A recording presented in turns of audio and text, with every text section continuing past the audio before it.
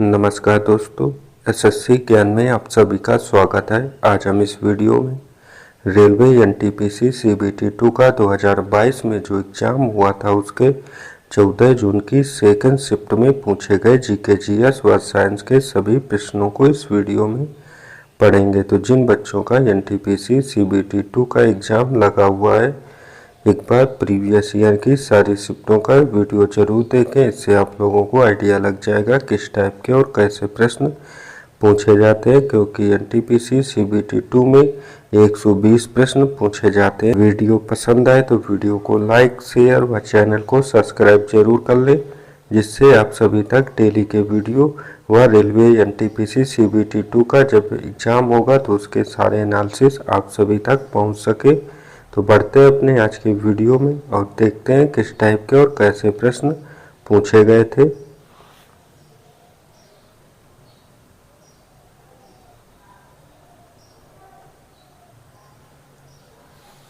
पहला प्रश्न जो पूछा गया है मैथ का पूछा गया है मिश्रण से।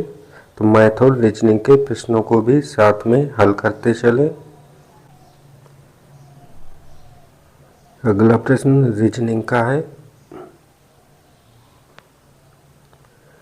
जीएस का पहला प्रश्न, संविधान से संघ सूची, राज्य सूची और समवर्ती सूची भारतीय संविधान की किस अनुसूची में है?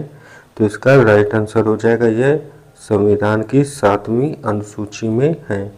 तो ऑप्शन फर्स्ट इसका राइट आंसर होगा।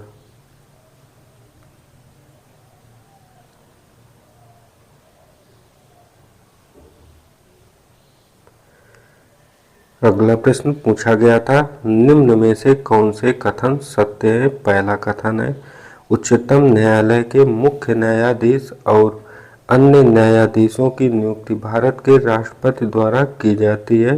तो यह सत्य है। दूसरा है, उच्चतम न्यायालय के न्यायाधीश का पद धारण करने वाले किसी भी व्यक्ति को भारत के राज्य क्षेत्र के अंतर्गत किसी भी न्यायालय या किसी प्राधिकारी के समक्ष अधिवक्ता के रूप में अभिवचन करने की अनुमति नहीं होती है। तो सेकंड भी सत्य है। थर्ड कथन है, उच्चतम न्यायालय के न्यायाधीशों को समय समय पर संसद द्वारा यथा निर्धारित वेतन का भुगतान किया जाता है। तो आप कथन थर्ड भी सत्य है।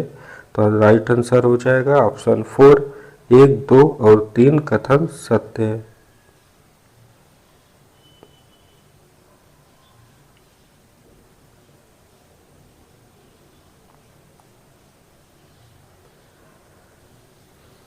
अगला प्रश्न था, कौन एक अंधे कवि थे जिन्होंने अपने सूर सागर नामक संग्रह में कृष्ण की महिमा का गायन किया था? तो आंसर हो जाएगा सूरदास। तो ऑप्शन थर्ड इसका राइट आंसर होगा। अगला प्रश्न था, मुद्रा से संबंधित निम्नलिखित वाक्यों में कौन सा गलत है? तो पहला है, सभी वस्तुओं और सेवाओं के मूल्य को मौद्रिक इकाइयों में व्यक्त नहीं किया जा सकता। तो यही कथन गलत है।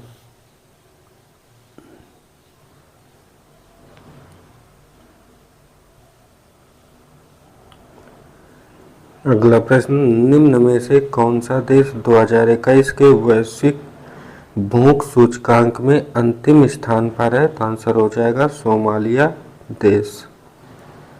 ऑप्शन 4 इसका राइट आंसर होगा।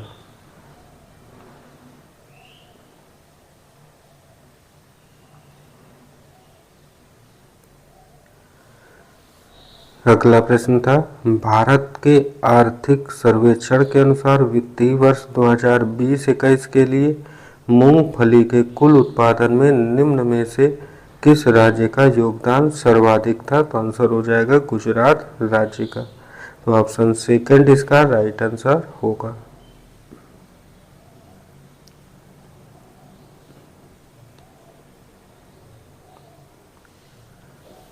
अगला प्रश्न, भारत के संविधान की उद्देशिका में निहित शब्दों का प्रयोग कर रिक्त स्थान की पूर्ति करें।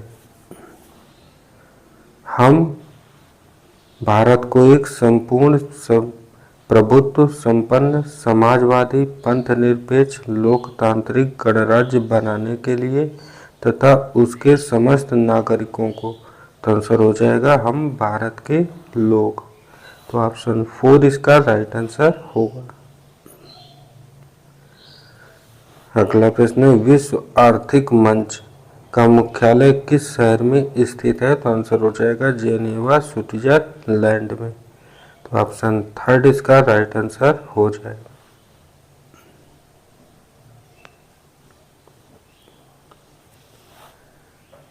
अगला प्रश्न है, संयुक्त राष्ट्र मानव अधिवासन कार्यक्रम के अनुसार वर्ष 2018 में निम्न में से किस देश में मलिन बस्तियों में निवास करने वाली आबादी सर्वाधिक थी? तो आंसर हो जाएगा मध्य अफ्रीकी गणराज्य में। तो ऑप्शन 2 इसका राइट आंसर होगा।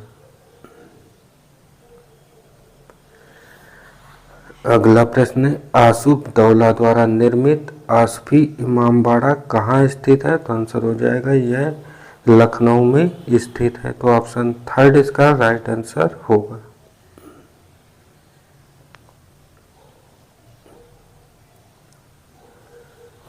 अगला प्रश्न है, भारतीय संसद में संसदीय कार्यवाहियों से जुड़ी गतिविधियों को देखने के लिए डिजिटल संसद ऐप कब लॉन्च किया गया था? तो आंसर हो जाएगा यह जनवरी 2022 में लॉन्च हुआ था। तो ऑप्शन 4 इसका राइट आंसर होगा।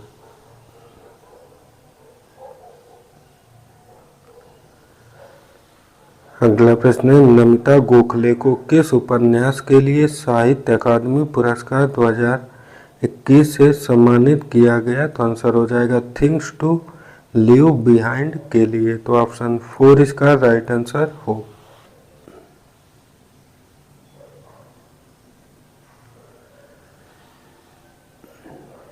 अगला प्रश्न था, दिसंबर 2021 में वेंकैया नायडू द्वारा विमोचित की गई द मिडवे बैटल मोदी जरोरर कोस्टर सेकंड टर्म नामक पुस्तक के लेखक कौन है? तो आंसर हो जाएगा गौतम चिंतामणि। तो ऑप्शन 1 इसका राइट आंसर हो।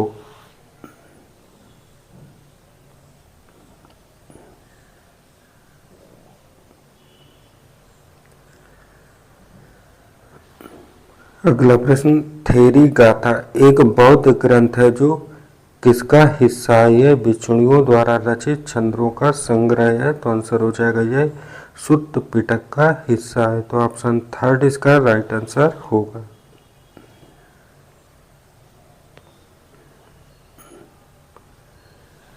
अगला प्रश्न था, निम्न में से किसका श्रेय कौटिल्य को दिया जाता है? तो आंसर हो जाएगा अर्थशास्त्र का। तो ऑप्शन 2 इसका राइट आंसर हो जाएगा। अगला प्रश्न है, निम्न में से कौन सी झील केरल राज्य में स्थित नहीं है? तो आंसर हो जाएगा रेणुका झील। तो ऑप्शन 4 इसका राइट आंसर होगा।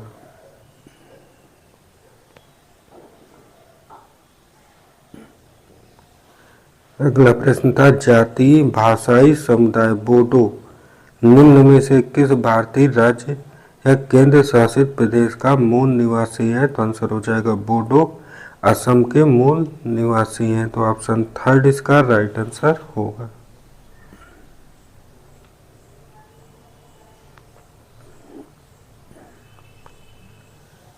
अगला प्रश्न, आईसीसी टी20 विश्व कप 2021 के दौरान टी20 क्रिकेट में 400 विकेट लेने वाले सबसे कम उम्र के गेंदबाज कौन है? तो आंसर हो जाएगा राशिद खान। तो ऑप्शन 2 इसका राइट आंसर होगा।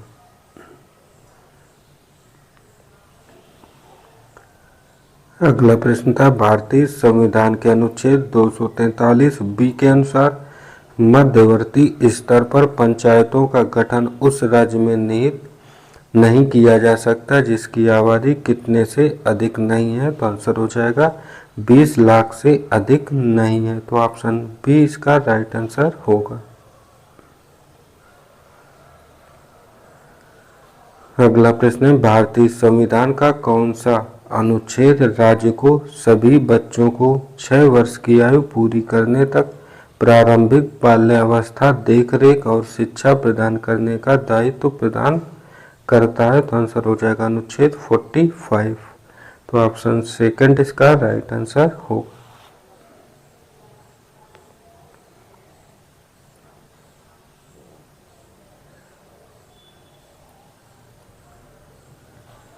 अगला प्रश्न था 16 महाजनपदों के संदर्भ में कौन सा राजधानी शहर नहीं था। तो आंसर हो जाएगा अवंती। तो ऑप्शन फर्स्ट इसका राइट आंसर होगा।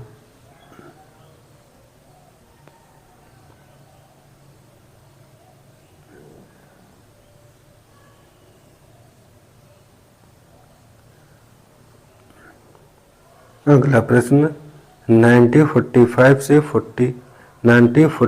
से 45 में प्रकाशित बॉम्बे योजना का औपचारिक नाम क्या था। तो आंसर हो जाएगा इस योजना का औपचारिक नाम भारत के आर्थिक विकास की योजना था। तो ऑप्शन फर्स्ट इसका राइट आंसर होगा।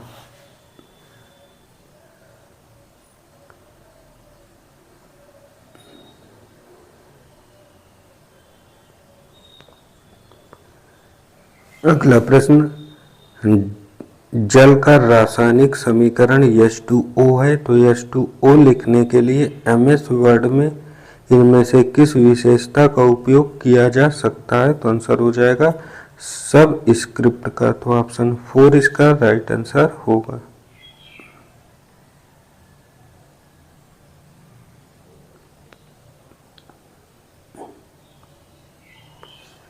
अगला प्रश्न था निम्न में से मुख्यतः किसका उपयोग फोटोवोल्टिक सौर सेल बनाने के लिए किया जाता है। तो आंसर हो जाएगा SI का। तो ऑप्शन सेकंड इसका राइट आंसर हो जाएगा, जिसे सिलिकॉन कहते हैं।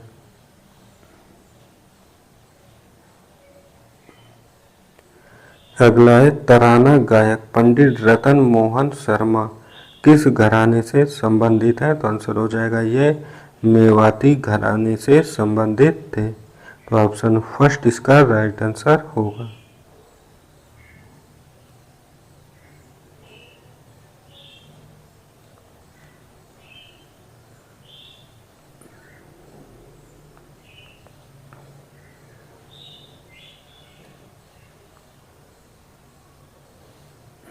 अगला प्रश्न अर्थव्यवस्था के प्रमुख सामरिक उद्योगों को नियंत्रित करने वाली सरकार के साथ एक समाजवादी राज्य के उद्देश्य को प्राप्त करने के लिए औद्योगिक नीति 1956 को अंगीकृत किया गया था।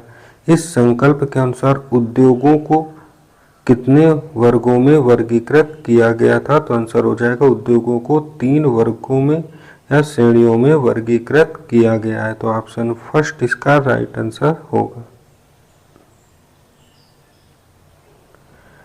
अगला था निम्न में कौन मुख्य रूप से मद्रास के होम रूल लीग की स्थापना से संबंधित थे। तो आंसर हो जाएगा एनी बेसेंट। तो ऑप्शन फर्स्ट इसका राइट आंसर होगा।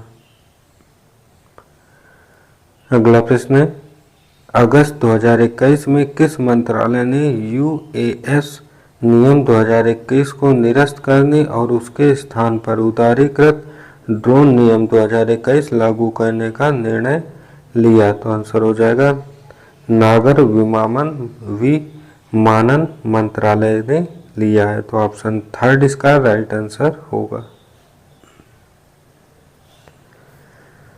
अगला प्रश्न पूछा गया है कि निम्न में से कौन सा तत्व मानव रक्त के हीम का भाग है। तो आंसर हो जाएगा आयरन या लौह।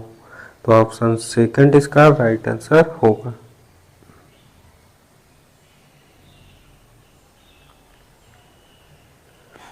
अगला प्रश्न था राष्ट्रपति साहित्य विज्ञान कला और समाज सेवा में उत्कृष्टता के आधार पर कितने सदस्यों को राज्यसभा सदस्य के लिए मनोनीत करते हैं और शेष सदस्य निर्वाचित होते हैं। तो आंसर हो जाएगा 12 सदस्यों को। तो ऑप्शन सेकंड इसका राइट आंसर होगा।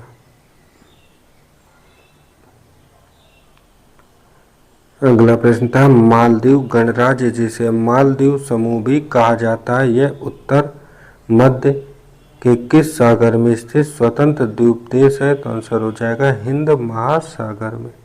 तो ऑप्शन फर्स्ट इसका राइट आंसर होगा।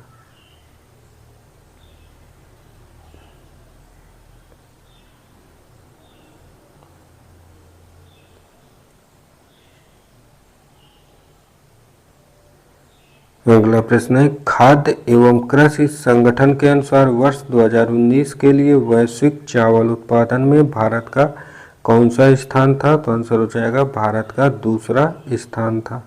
तो ऑप्शन फर्स्ट इसका राइट आंसर होगा।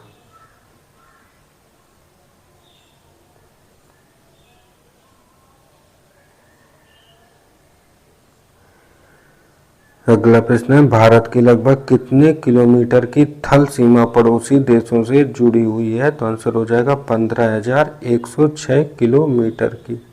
तो ऑप्शन सेकंड इसका राइट आंसर होगा। अगला प्रश्न है, रोहिंग्या मुसलमान दिए गए विकल्पों में से किस देश के मूल निवासी हैं? तो आंसर हो जाएगा रोहिंग्या मुसलमान जो है म्यांमार देश के मूल निवासी हैं। तो ऑप्शन 4 इसका राइट आंसर होगा।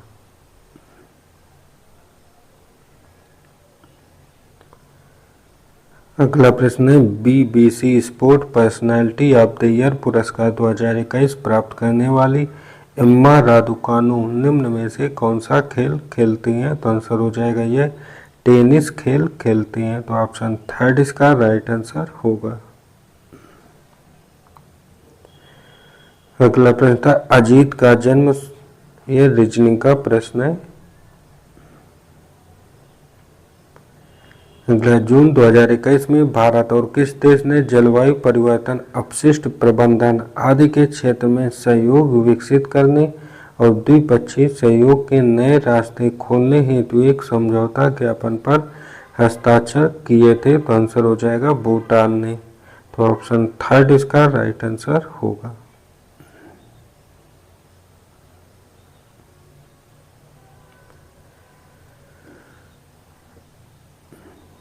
अगला प्रश्न था, वांगला उत्सव मुख्य रूप से कहाँ मनाया जाता है? तो आंसर हो जाएगा वांगला उत्सव को मेघालय राज्य में मनाते हैं। तो ऑप्शन थर्ड इसका राइट आंसर होगा।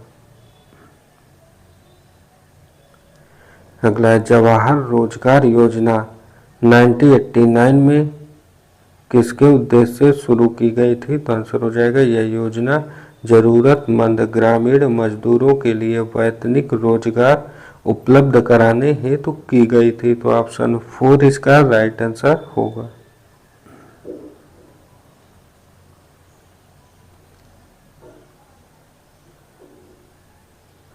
अगला था, निम्न में से कौन सा देश 4.5 दिन का कार्य समाप्त सप्ताह अपनाने वाला दुनिया का पहला देश है? तो आंसर हो जाएगा UAE। तो ऑप्शन फर्स्ट इसका राइट आंसर हो जाएगा। अगला प्रश्न है, ह्रासमान अनुमापी प्रतिफल कब लागू होता है? तो आंसर हो जाएगा ये सभी आगतों इनपुटों में वृद्धि के कारण आउटपुट उत्पादन में समानुपाती वृद्धि से कम वृद्धि होती है तब लागू होता है। तो ऑप्शन सेकंड इसका राइट आंसर होगा। अगला, अंडर 90 क्रिकेट विश्व कप 22 के फाइनल में मैन ऑफ द मैच पुरस्कार किसने जीता था? तो आंसर हो जाएगा राज अंगद बावा ने। तो ऑप्शन थर्ड इसका राइट आंसर होगा।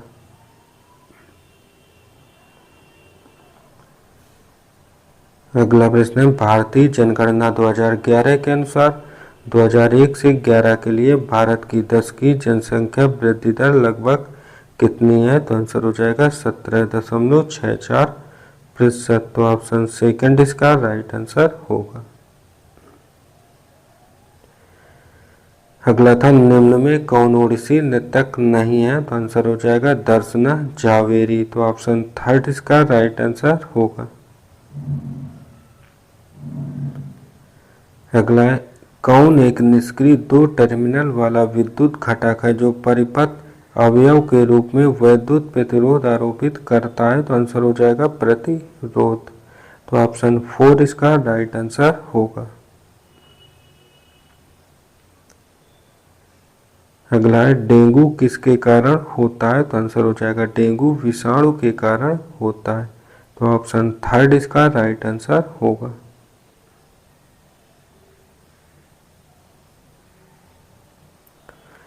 अगला प्रश्न था नवंबर 21 में किस अनुसंधान संस्थान ने स्टीम बोट नामक नई लोकप्रिय ऑनलाइन टॉक सीरीज शुरू की थी जो कला को एसटीईएम के साथ एकीकृत करती है। तो आंसर हो जाएगा HBCSE और TIFR मुंबई ने किया है। तो ऑप्शन 4 इसका राइट आंसर होगा।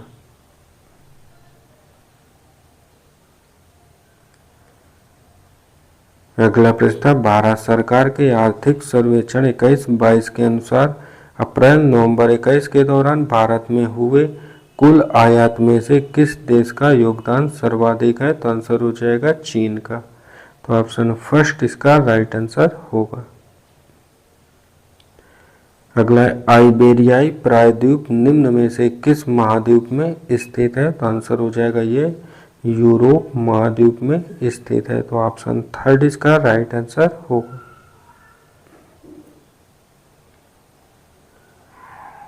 अगला है 20 फरवरी 1947 को किसने घोषित किया था कि जून 1948 तक सत्ता भारतीयों को हस्तांतरित कर दी जाएगी, तो आंसर हो जाएगा क्लीमेंट एटली ने। तो ऑप्शन 4 इसका राइट आंसर हो जाएगा।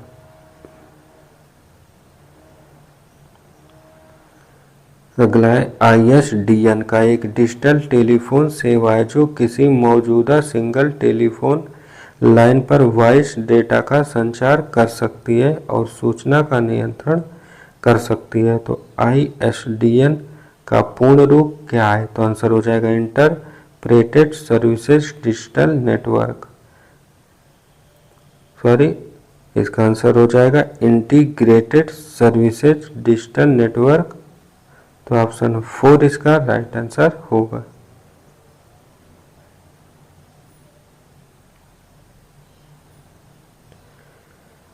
और अंतिम प्रश्न DI का पूछा गया और हर शिफ्ट में अंतिम प्रश्न DI का रहता है। तो DI के प्रश्नों को भी अच्छे से जरूर अभ्यास कर लें।